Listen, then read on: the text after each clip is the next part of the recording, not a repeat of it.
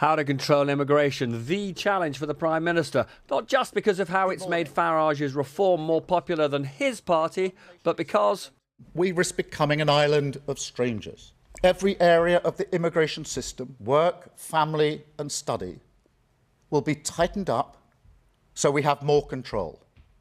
English language requirements across all routes, including for dependents. Now, make no mistake, this plan means migration will fall. That's a promise. So perhaps the biggest shift in this white paper is that we will finally honour what take back control meant. Because of the link between growth and high-skilled migrants coming here, I asked, haven't you shot yourself in the foot by insisting that those who want to be citizens now have to live here twice as long as those who want to be American citizens? The theory that higher migration numbers necessarily leads to higher growth has been tested in the last 4 years.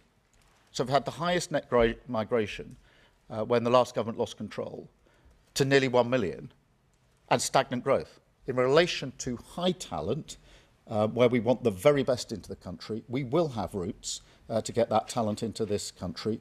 Keir Starmer's immigration reforms include an end to special visas for care home workers, a requirement that those applying for the skilled worker visa should be trained to university degree level, a big 32% rise in the annual charge for employers taking on migrants, and for those wanting to become British citizens, a doubling to 10 years for the number of years they have to have already lived here.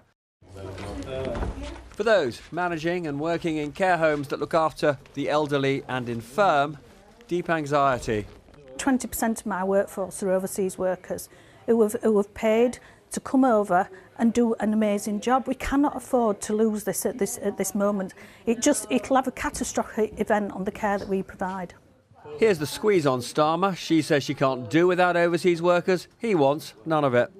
The Labour Party haven't cared about immigration for decades and decades and decades, but they're in a blind panic because they realise this is now above the National Health Service as an issue of concern to British voters. I think Labour are taking us for fools, quite frankly. I think they are taking us for fools. This is nowhere near the scale of the change that we need to see. In Doncaster, they're not convinced by the PM's immigration changes. Well, I heard it, but I don't believe it. I can't believe a word that man says anymore, I'm sorry. It's too late to me. Your ship sailed, hasn't it? I am personally disappointed with all three parties at the present time. Ghanaian Jones Nyadia embodies the political and economic challenge. Starmer thinks care homes and the wider economy should be able to thrive without immigrants like him, but his employer would struggle to cope without him. Robert Peston, ITV News. Well, in the immigration white paper published today, the Prime Minister says soaring net migration has caused incalculable political and economic damage to the UK. He says it's put housing and public services under too much pressure and focused on importing workers rather than investing in UK skills. Our UK editor Paul Brand is here with a closer look at that and what the plans could mean. Paul.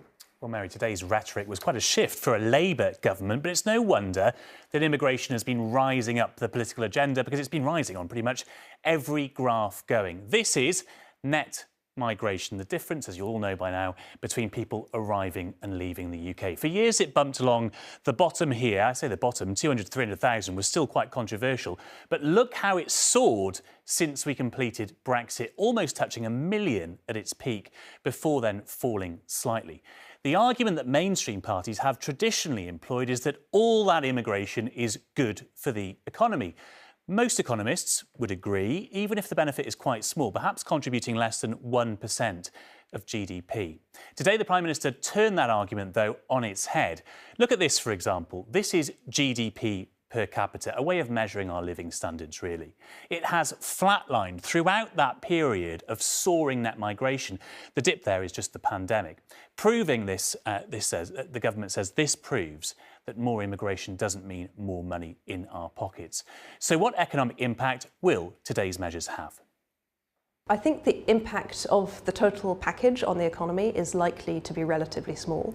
And the reason for that is while we are likely to see some reduction in migration as a result of the measures, it's a relatively small reduction in the context of overall migration to the UK. Plus, a lot of the measures are targeting people who are in the sort of middle skilled part of the labour market, where the overall impacts tend to be relatively small anyway. Well, as we've been hearing, the impact will be felt in social care. Why has the government targeted that sector? Well, this graph shows the rise in the number of visas issued to health and social care workers in recent years, as well as to their families. And you can see how sharply it rose before falling last year. And yet, despite all of these arrivals, there are still 131,000 vacancies in care. The sector tell me tonight there is no way that they can fill these jobs with British workers. Just finally, we should remember that all of today's announcements are about legal migration. The government says measures on small boat crossings will come later in the year. And again, you can see why they're worried about that. 2022 was a record year for crossings in the Channel. More than 45,000 people came that year. But look at this year.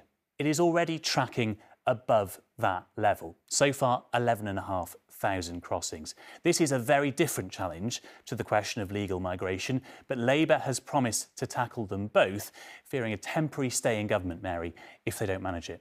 OK, Paul, thank you.